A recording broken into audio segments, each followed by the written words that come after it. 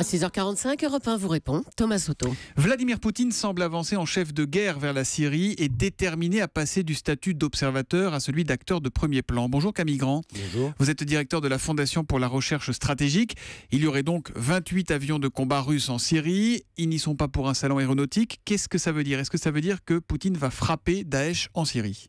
C'est ce qu'il annonce. Il a décidé de s'engager militairement sur le terrain en Syrie. Les Russes étaient déjà présents aux côtés de l'armée de Bachar el-Assad avec des conseillers. On sait qu'il mettait en œuvre sa défense aérienne.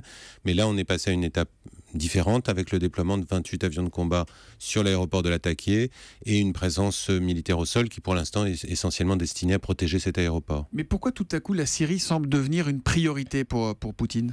Ça a toujours été une priorité, mais c'était une priorité plus discrète. C'est-à-dire qu'au moment où Bachar el-Assad était le boucher de Damas, il était difficile de s'afficher à ses côtés.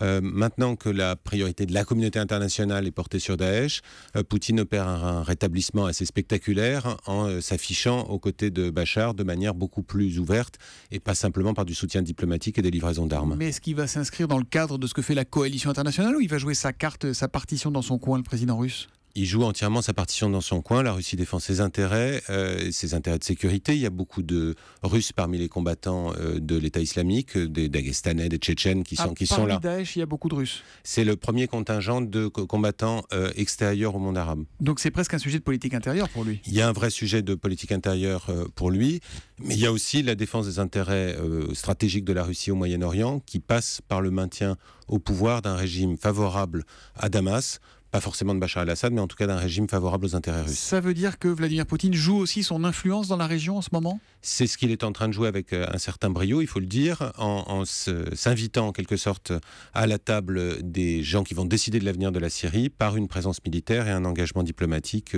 très fort. Est-ce qu'il n'est pas simplement en train de faire le boulot que les Américains, les Alliés, sont absolument incapables de faire ? Alors, jusqu'à nouvel ordre, il n'en fait pas beaucoup plus. Ou est-ce qu'il ne va pas faire, est-ce qu'il ne s'engage pas sur ce chemin-là ? On a un déploiement d'avions qui est très inférieur au déploiement américain dans la région, mais qui est pour autant assez significatif puisqu'il est supérieur au déploiement français ou britannique.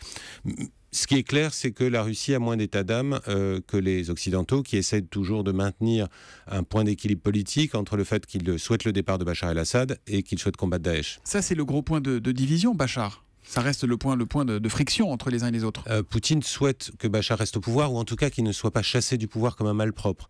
Il s'accommoderait sans doute d'un départ négocié, mais il n'est pas question de mettre en cause la légitimité de Bachar el-Assad comme président syrien vu de Poutine. Quelle est la vraie nature de leur relation ? Ils sont proches, ils sont amis, ils sont alliés, Poutine et Bachar el-Assad ? Alors il n'y a pas le type de proximité qu'il pouvait y avoir entre le père de Bachar el-Assad, entre Hafez el-Assad, et les grands diplomates de l'époque soviétique comme Yevgeny Primakov.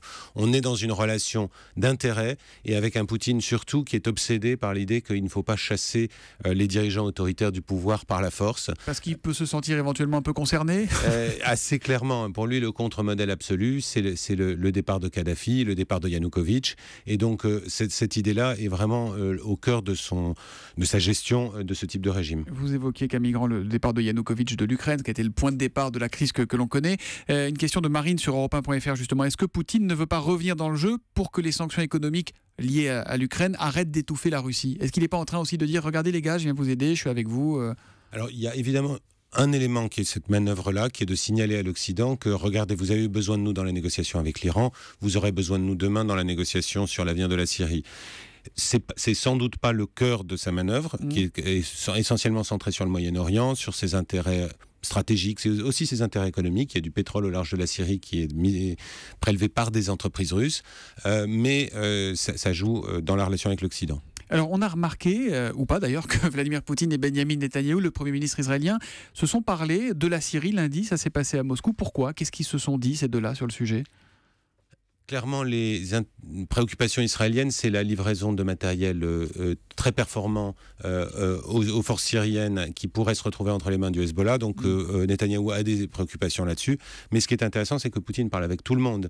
Il a reçu le général Soleimani, le chef des gardiens de la révolution iranien, à Moscou cet été. Il parle avec le général Sisi égyptien. Il a réengagé des dialogues avec les pays du Golfe.